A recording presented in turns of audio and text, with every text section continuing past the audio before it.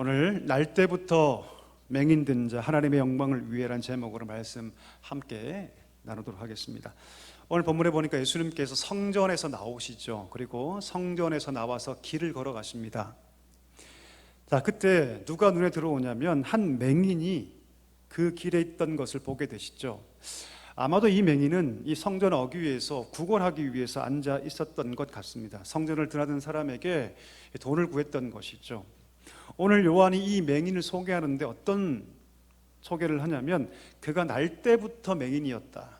날 때부터 맹인이었다. 어떤 사고를 통해서 시력을 잃어버린 것이 아니라 그는 원래 날 때부터 맹인이었다라고 오늘 요한이 소개합니다. 아마도 요한을 포함해서 제자들이 이 사람을 잘 알고 있었던 것 같아요. 그리고 그가 맹인으로서 당해야 할 온갖 천대와 수모도 아마 목격했을지도 모릅니다. 한번 생각해 볼까요? 사람들이 그 맹인 곁을 지나가면서 어떻게 반응했을까요? 지금이야 여러분 길 가다 가끔 맹인들을 보시죠? 그러면 어떻게 반응하십니까? 감정적 반응이나 도덕적 반응이 별로 없죠. 그냥 지나가지 않습니까? 그렇죠? 근데 그 당시 사회는 그렇지 않습니다. 그 당시 맹인들은 부정한 자라는 취급을 받았거든요. 왜요?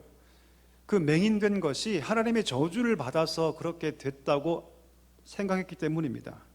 그가 지나가면 혀를 차기도 했고 일부러 멀리 떨어지기도 했습니다. 심지어 그를 죄인 취급하고 그 자신만 죄인 취급하는 것이 아니라 그의 부모도 죄인 취급했습니다.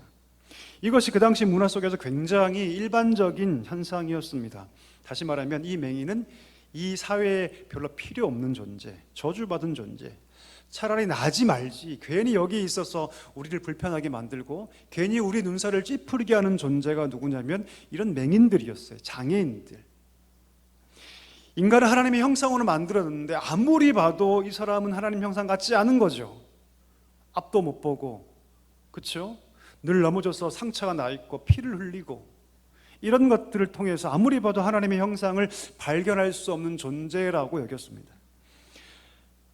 예수님께서 이 맹인을 보시는 걸 보고 제자들이 물어보죠. 뭐라고 물어봅니까? 예수님, 랍비요, 이 사람이 맹인된 것이 그의 죄 때문입니까? 아니면 그의 부모의 죄 때문입니까? 여러분, 이것이 그 당시의 전형적인 시각입니다. 왜? 장애인이 된 것은 어떤 죄 때문인데, 그러면 이 사람이 심지어 나면서부터 맹인이 되었다면, 심각한 장애를 가지고 태어났다면 그것이 그의 죄 때문인가? 아니면 그의 부모의 죄 때문인가? 이것은 그 당시에 많은 논쟁거리 중에 하나였습니다. 때문에 이들이 지금 그들이 가지고 있던 기본적인 생각의 배경을 깔고 예수님께 질문을 던지는 것이죠. 누구 죄 때문입니까? 여러분, 그 당시 랍비의 글들을 보면요, 장애아가 태어난 것은 부모의 죄라고 글을 적어 놓습니다. 랍비들은 보통 누구의 죄 때문입니까? 라고 할 때 보통 부모의 죄 때문이다 이렇게 얘기를 해요. 뿐만 아니라 만약 부모가 임신 가운데 죄를 지었을 경우에 심지어 그 뱃속에 있는 태아도 일정 부분 그 죄의 책임이 있다. 지금 상식으로는 이해할 수가 없는 그런 내용들이죠. 창세기 25장에 보면 에서와 야곱이 쌍둥이 아닙니까? 그렇죠? 그 에서와 야곱이 그의 어머니 모태부터 막 싸웁니다. 그렇죠? 그래서 이 부분을 랍비들이 해석하면서 아하, 아이들도 어머니 뱃속에서 죄를 지을 수 있다라고 해석합니다. 그래서 제자들도 이런 맥락에서 아마 예수님께 질문을 던졌던 것 같아요. 누구 죄 때문입니까? 그때 예수님께서 아주 명확하게 답을 주시죠. 3절 같이 한번 읽어볼까요? 우리 자막 보시면서 한번 같이 읽어보겠습니다. 예수께서 대답하시되 이 사람이나 그 부모의 죄로 인한 것이 아니라 그에게서 하나님이 하시는 일을 나타내고자 하심이라. 예수님 뭐라고 말씀하세요? 두 가지를 다 부인하시죠. 이 사람이 맹인으로 태어난 것은 어머니의 뱃속에서 그가 자기를 죄를 지었기 때문도 아니고 그 부모가 죄를 지었기 때문도 아니다 이렇게 말씀하세요. 굉장히 충격적인 답변입니다. 왜요? 사람들은 그 끔찍한 고난이 죄로 말미암아 시작되었다고 믿었기 때문에 죄는 꼭 인간의 책임 아닙니까 여러분? 자, 그런데 그 책임이 누구에게 있지 않다? 사람에게 있지 않다라고 말씀하신 거예요. 굉장히 충격적인 말씀이죠. 왜냐하면 이런 기본적인 전제, 사회적 통념이 이미 수백 년 동안 흘러왔어요. 이 모든 장애는 심지어 날 때부터 이런 장애를 가지고 난 것은 사람의 책임이고 사람의 죄의 책임인데 그 결과를 사람이 감당해야 한다. 당연한 것이다. 이렇게 여기는 것이 이미 수백 년 동안 흘러오던 사회적 통념이었습니다. 이 통념을 예수님께서 단번에 깨신 거예요. 여러분, 이 말씀을 통해서 어떤 생각 드십니까? 예수님의 이 말씀. 여러분, 이 말씀은요, 우리에게 한편으로는 굉장히 평안과 위안이 됩니다. 왜요? 만약 우리가 당하는 모든 고난이 죄의 결과라면, 제가 지난주에 장염을 알았거든요. 장염을 태어나 처음 알아봤습니다.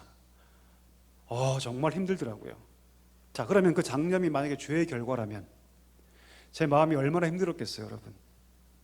그렇죠? 곰곰이 생각해 봤습니다. 내가 왜 장염 걸렸을까? 알고 봤더니 장염 걸리기 전날 제가 밤에 콜라를 3캔이나 마셨어요. 운동을 열심히 해서 막 땀을 많이 흘려서 너무 목마른데 물 먹어야 되는데 물 먹지 않고 뭘 먹었어요? 그것도 아주 차가운 콜라를 밤 10시쯤에 3캔이나 먹었습니다. 그 다음 날부터 배가 아프기 시작했어요. 자, 만약에 여러분, 우리가 당하는 모든 고난과 아픔과 몸의 질병들이 다 죄의 결과라면 아마도 인생에 끊임없이 고난 있는 것은 찾아오는데 우리 인간은 심각한 죄책감과 더불어서 자책감에 우리는 빠졌을 것이 분명합니다. 이 고난이 항상 죄로 인한 것만이 아니라 때때로 그 고난을 하나님께서 사용하셔서 하나님의 일을 나타나기 위한 도구로 사용하신다는 그 말은 사실 우리 가운데 한 줄기 희망을 주는 말씀일 수 있습니다. 자, 그런데 여러분, 한 가지 고민이 들죠. 인간의 고난에 하나님의 거룩한 계획이 있다는 이 말, 인간의 고난과 아픔 가운데 하나님의 일, 하나님의 계획이 있다는 그 말은 한편으로는 우리 가운데 위안이 되지만 또 한편으로는 하나님께서 자기의 일을 위해서 우리에게 일부러 고통을 주신다는 생각을 하게 된다는 것이죠. 오늘 본문에 나오는 맹인을 보면 맹인의 경우에 있어서 예수님을 통해서 이 병이 낫게 하시도록 하나님께서 일부러 이 사람을 날 때부터 보지 못하는 맹인으로 태어나게 했다는 그런 식으로 우리가 생각할 수 있기 때문입니다. 자, 그러면 하나님은 자기의 일을 드러내기 위해서 처음부터 그를 맹인으로 태어나게 하셔서 평생 비참하게 살게 하시는 그런 너무나 무섭고 너무나 야속한 그런 분이라는 말입니까? 여러분, 우리가 살면서 당하는 많은 어려움들이 있는데 그 중에서는 여러분, 내가 잘못하고 내가 지은 죄 때문에 당하는 어려움도 분명히 있습니다. 그러나 내가 잘못하지 않는 것, 내가 잘못하지 않은데 내가 당해야 했던 많은 억울한 일들, 기막한 일들이 많이 있지 않습니까? 우리가 3년 동안 경험했던 코로나, 우리가 잘못했습니까, 여러분? 아니죠. 그렇지 않습니다. 우리 중에 누가 그런 것들을 여러분 계획이나 했습니까? 그렇지 않죠. 그런데 이것 때문에 사람들이 아프고 고통당하고 심지어 죽게 되는 기가 막힌 일을 우리가 경험하게 됩니다. 세월호 사건 벌어졌을 때 많은 사람들이 저에게 질문했습니다. 왜 이런 일이 일어나야 합니까? 심지어 이렇게 얘기했죠. 하나님은 왜 이런 일을 일어나게 하시는 거죠? 그 가운데 고인 되신 분 중에 많은 그리스도인들이 있었습니다. 그런데 왜 그들이 그렇게 죽어야만 했는가? 어떤 사람들은 심지어 이렇게 얘기를 해요. 하나님의 뜻이었다. 하나님께서 그렇게 하셨다. 까지 말하고 있는 사람들도 저는 보았습니다. 여러분, 과연 그럴까요? 이 부분에 있어서 여러분, 성경이 말하는 바를 우리가 정확하게 이해해야 합니다. 성경을 보면 여러분, 결코 하나님은 자기만의 목적을 위해서 무고한 사람들, 아무런 죄가 없고 무고한 사람들을 아무렇게나 죽이지 않는다는 사실입니다. 구약에 보면 구약에 등장하는 많은 사람들의 죽음은요, 반드시 죄의 결과를 전제로 합니다. 다시 말하면 죄의 심판일 경우에만 하나님께서 그의 죽음을 허락하세요. 이에 해당하지 않는데 하나님께서 아무렇게나 자기 마음대로 고통을 주시고 아무렇게나 죽임을 당하게 하지 않는다는 것을 우리가 알아야 한다는 것이죠. 오히려 성경은 뭐라고 얘기합니까? 하나님이 어떤 분이냐면 어린 자녀를 잃고 통곡하며 슬퍼하는 그 부모들과 우리 하나님 함께 우신다, 이렇게 성경은 말하고 있죠. 그것이 성경에서 말해주는 하나님이라는 것을 기억해야 합니다. 성경 어디에도 하나님이 그 뜻을 이루기 위해서, 자기의 일을 나타내시기 위해서 무고한 사람들, 그들을 죽이시고 일부러 슬픈 상황들을 만들어내신 하나님은 아니다라고 분명히 성경은 얘기합니다. 따라서 여러분, 우리가 고난당할 때, 또 오늘 맹인처럼 고난당하는 사람을 볼 때 우리가 집중하고 바라보아야 할 점이 무엇이냐면, 고난의 이유와 내용보다는 무엇이냐면 하나님 자신을 바라봐야 한다는 것이죠. 하나님을 바라봐야 합니다. 우리에게 더 필요한 것은 무엇이냐면, 고난의 이유를 아는 것보다 사실 하나님께서 여전히 선하시다, 이것을 믿는 믿음이 우리 가운데 더 중요하다는 것이죠. 그런 상황에서조차 우리가 하나님을 신뢰할 수 있는가? 이런 고통의 상황에서조차 우리가 하나님을 신뢰할 수 있는가? 그것을 성경은 하나님 우리에게 묻고 있다는 것이죠. 만약 우리가 여러분 고난의 이유를 안다고 해서 고난이 가벼워집니까? 사실 그렇지 않아요. 그렇지 않습니다. 설령 우리가 고난의 이유를 안다고 하더라도 진짜 중요한 것은 무엇이냐면 하나님에 대한 신뢰가 더 중요합니다. 왜 그럴까요? 우리가 고난을 이길 수 있는 힘은 고난에 대한 우리가 이해를 해서 오는 것이 아니라, 우리가 고난을 이길 수 있는 힘은 어디서 오냐면 하나님께서 여전히 우리를 향해서 선하시다, 하나님 반드시 우리 인생 가운데 선한 일을 행하신다는 것을 믿는 믿음 때문에 우리가 그 고난을 이길 수 있기 때문입니다. 이 말씀을 가장 담고 있는 것이 로마서 8장 28절이죠. 한번 읽어볼까요? 우리가 잘 아는 말씀인데요, 우리 힘있게 한번 읽어보겠습니다. 우리가 알거니와 하나님을 사랑하는 자, 곧 그의 뜻대로 부르심을 입은 자들에게는 모든 것이 합력하여 선을 이루느니라. 할렐루야. 너무 좋은 말씀이죠. 너무나 아름다운 말씀입니다. 자, 그런데 때때로 우리가 이 말씀을 해석하면서 이 선을 이룬다는 이 표현을 잘못 이해하는 경우가 있습니다. 이 선을 이룬다는 것을 마치 우리가 세상에 잘 풀리는 것, 병이 걸리지 않는 것, 오래 사는 것, 우리 자녀가 잘 되는 것, 돈 많이 버는 것, 성공해서 높은 곳에 올라가는 것으로 우리가 생각하는 경우가 굉장히 많다는 것이죠. 주께서 말씀하시는 그 하나님의 일, 모든 것이 합력하여 이룬 하나님의 선, 그것은 단순히 질병에 걸리지 않고 병이 낫고 건강하고 이 땅에서 고난 없이 평안하게 사는 것이 아니라는 말씀입니다. 합력하여 우리에게 보이신 하나님의 선은 우리의 희망사항이 아니라는 거예요. 아니라는 것입니다. 자, 그러면 하나님께서 우리에게 보이신 그 하나님의 일, 다시 말하면 합력하여 나타내시는 하나님의 선은 과연 무엇일까요? 이것을 우리가 오늘 알아야 합니다. 이것이 오늘 본문의 핵심입니다. 하나님께서 우리에게 보이신 하나님의 일, 하나님의 그 참된 선은 무엇이냐면, 우리로 하여금, 한번 따라 하실까요? 우리로 하여금 진정한 하나님 백성 되게 하시는 것이다.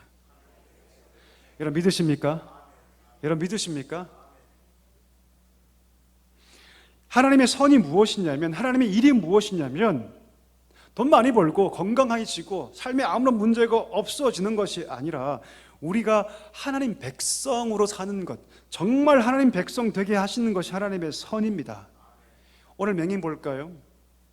그는 여러분 유대인이었죠. 하지만 그는 하나님 백성이라고 얘기하지만 지금까지 하나님 백성답게 살지 못했습니다. 하나님 백성이 누려야 할 그 기쁨과 은혜, 여호와의 샬롬을 누리지 못하죠. 진정한 기쁨을 상실한 채 지금껏 살아왔습니다. 오늘 그에게 예수님께서 하신 일이 무엇이냐면 단지 그의 눈을 뜨게 하신 것이 아니라는 거죠. 오늘 예수님께서 하신 가장 중요한 일은 무엇이냐면 그 맹인이 예수님을 만난 것입니다. 그리고 그가 참 백성이 되게 하신 것이죠. 우리가 읽지 않았지만 9장 하반절에 보면, 뒷부분을 보면 이 사람이 예수님 앞에서 자기의 신앙을 고백합니다. 꿇어 경배하죠. 그리고 예수님 만나서 주님과의 관계가 새롭게 세워집니다. 하나님 자녀가 되죠.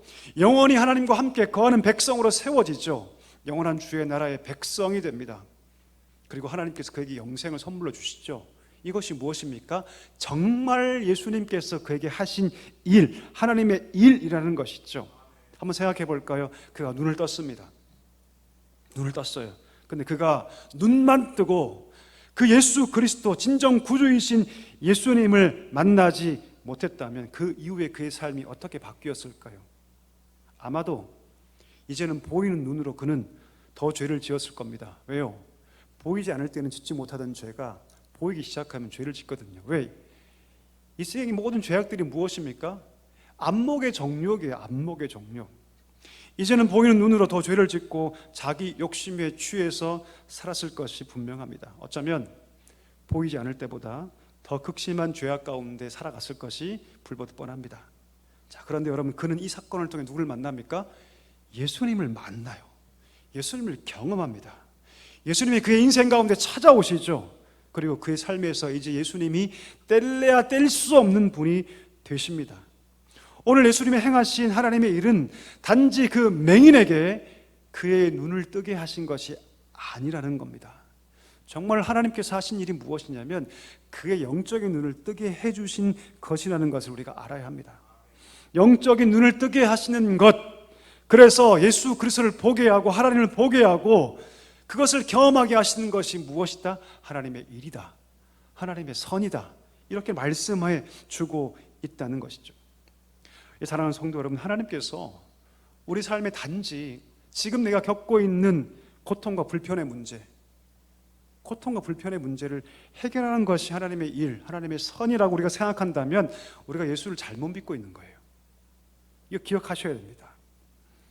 만약 여기서 하나님 말씀하시고 예수님 말씀하신 그 하나님의 일, 합력하여 선을 이루시는 그 하나님의 선이 병자들에게 병 고쳐주고 가난한 자에게 잘 살게 해주고 세상에 복을 주고 아픈 자에게 건강을 주고 부자 되게 하는 것이었다면 아마 예수님 땅 가운데 오셔서 그냥 그것만 하셨을 거예요. 병 고쳐주고 부유하게 해주시고 우리들에게는 누군가에게 부자 되게 하는 그 능력만 주셨을 거라고 저는 생각합니다. 한데 그것이 아니죠. 고난을 통해서, 아픔을 통해서 하나님 하신 일은 분명합니다. 하나님께서 합력하여서 이루시는 선은 분명합니다. 그것은 무엇이냐면 닫혀진 우리의 영적인 눈을 뜨게 하신다는 것이죠. 왜요?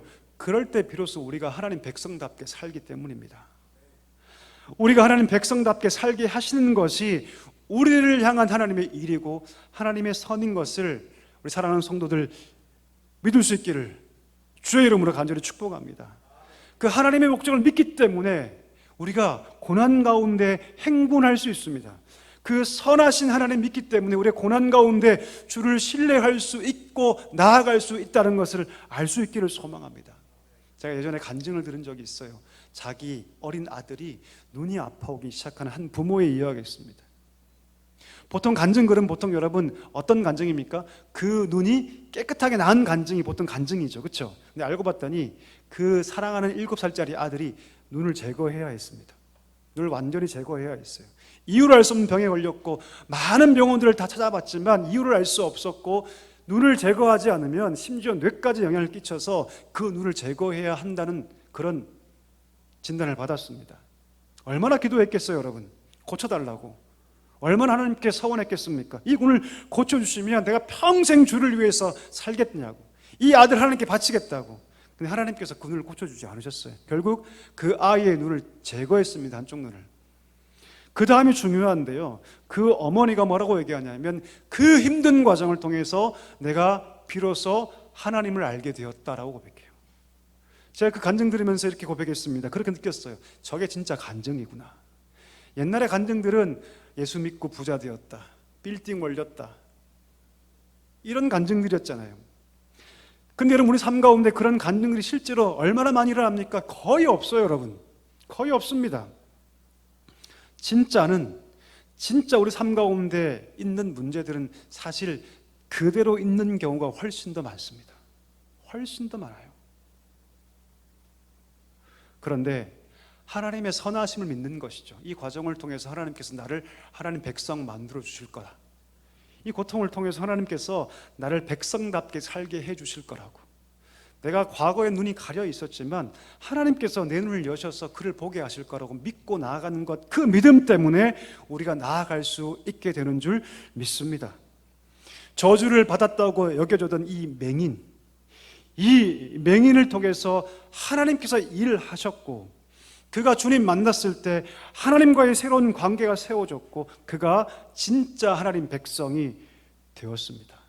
그가 맹인에서 눈을 뜨고 예수를 만난 다음에 그가 자기 마음대로 살지 않죠. 주의 제자로 살아갑니다. 그 위에 말씀 보면 그는 마치 어떤 사람으로 살아가냐면 작은 예수처럼 살아갑니다. 예수님께서 하실 법한 말씀을 하게 되고요, 예수님께서 하실 법한 행동을 그가 합니다. 바로 이것이죠. 우리가 허물 많고 부족함에도 불구하고 우리 하나님께서 우리를 구원하시고 우리를 주의 백성으로 삼아 주셨습니다. 이제 구원의 문제가 해결되었으니 너희 마음껏 살아라, 그것이 아니라 우리가 주의 백성으로 부름받았고 주의 백성으로 살게 되었으니 하나님의 목적을 위해 사는 것, 이것이 바로 하나님의 일인 것을 기억할 수 있게 되기를 주의 이름으로 간절히 소망합니다. 우리 4절 한번 읽어볼까요? 본문 4절 같이 한번 읽어보겠습니다. 때가 아직 낮음에 나를 보내신 이의 일을 우리가 하여야 하리라. 밤이 오리니 그때는 아무도 일할 수 없느니라. 아멘. 4절에서 띄워주시고요. 4절 보시면 여기서 우리가 집중해야 할 부분이 있습니다. 중간에 보시면 우리가 하여야 하리라. 한번 따라 하실까요? 우리가 하여야 하리라. NIV 성경 보면 이렇게 해석합니다. We must do. 우리가 해야 한다. The work. 하나님의 그 사역을 우리가 해야 한다. We must do. 하나님께서 하시는 것이 아니라 누가 해야 한다? 우리가 해야 한다. 다시 말하면 예수님께서 지금 하시는 그 일을 누가 해야 한다? 너희가 해야 한다. 이 사건을 다 하신 다음에 하나님께서 우리에게 말씀하시는 거예요. 나만 이 일을 하는 것이 아니라 누가 해야 한다? 너희가 이 일을 해야 한다. 사람 취급받지 못했던 그 맹인인데, 맹인으로 살 수 있는 것은 그저 구걸하는 것이 전부였는데, 그 구걸하던 거지가 그가 고난을 통해서 하나님의 일을 경험하게 되고 하나님의 선을 경험했을 때 그가 하나님 백성이 되었고 하나님이 할 수 있는 일을 그가 할 수 있게 되었던 것입니다. 여러분, 이것이 복음의 능력인 줄 믿습니다. 아멘이십니까? 그것이 구원의 능력인 줄 믿습니다. 이것이 성령의 능력이고 이것이 복음의 능력인 줄 믿습니다. 하나님께서 최종 우리에게 꿈꾸시는 그 최종 지향점이 바로 여기 있습니다. 우리가 예수님께서 하시던 그 일을 하게 하시는 것, 이것이 하나님의 최종 지향점이고 목적인 줄 믿습니다. 오늘 제자들에게 그것이 필요했어요. 그들은 지금 예수님 곁에 있지만, 누구보다 가까이 있지만 그들은 사실 딴 마음을 품고 있었죠. 예수님 왕이 되시면 난 한 자리 차지하리라. 우편에 내가 앉겠다, 좌편에 내가 앉겠다. 그들에게 진정한 변화가 필요했습니다. 왜요? 진정한 변화가 없이는 예수님의 뒤를 따라서 예수님처럼 이 일을 할 수 없기 때문이죠. 예수님 승천하시면 누가 일 감당해야 합니까, 여러분? 누가 일 감당해야 합니까? 제자들이 감당해야 돼요, 여러분. 오늘 맹인이 이 일을 감당해야 합니다. 더 나아가서 우리가, 할렐루야, 우리 교회가 바로 이 일을 감당해야 할 줄 믿습니다. 그 앞장인 8장 12절 한번 읽어볼까요? 띄워주시죠. 같이 읽습니다. 예수께서 또 말씀하여 이르시되 나는 세상의 빛이니 나를 따르는 자는 어둠에 다니지 아니하고 생명의 빛을 얻으리라. 아멘. 여러분, 세상 참 어둡죠. 어떻습니까? 요즘 마약 사건들 얼마나 많이 벌어집니까? 어제도 신방하면서 우리 몇몇 권사님과 그 얘기했습니다. 왜 이렇게 마약이 많이 퍼질까? 특히 젊은이들 속에서, 심지어는 가정주부도, 그렇죠?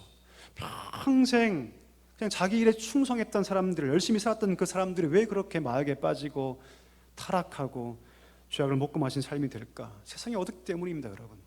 예. 그러면 이 어두운 세상에 누가 그리스도의 빛을 보여줄 수 있을까요? 누굽니까, 여러분? 누굽니까? 거룩한 공동체 교회를 통해서만 세상 가운데 그 빛을 보여줄 수 있습니다. 교회인 성도 개개인이 그 생명의 빛을 발하지 않으면 세상에서 그 어떤 빛도 빛날 수 없다는 것을 우리가 알아야 합니다. 왜요? 예수님 말씀했잖아요. 산상설교에서 너희가 세상의 빛이다라고 말씀하세요. 너희가 세상의 빛이다.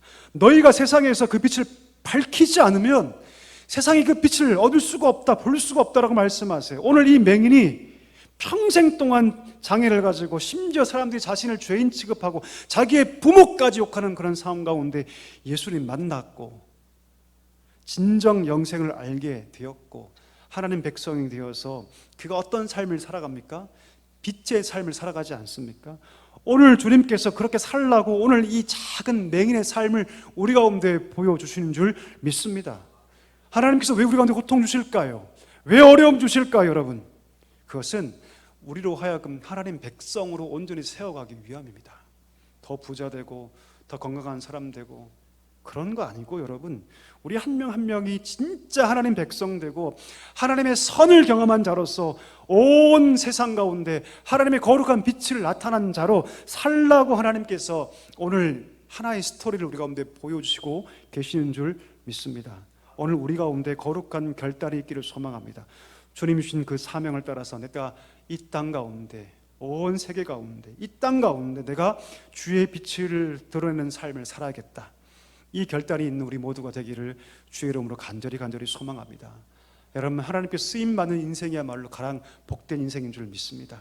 수백억 짜리 빌딩 가진 사람이 복된 인생이 아니라 여러분, 하나님께 쓰임받아서 그 인생 가운데 거룩한 빛이 나타나는 인생이야말로 저는 정말 하나님께 인정받고 칭찬받는 그런 인생이 될 줄 믿습니다. 거룩한 결단이 우리 가운데 있기를 주의 이름으로 간절히 축원합니다.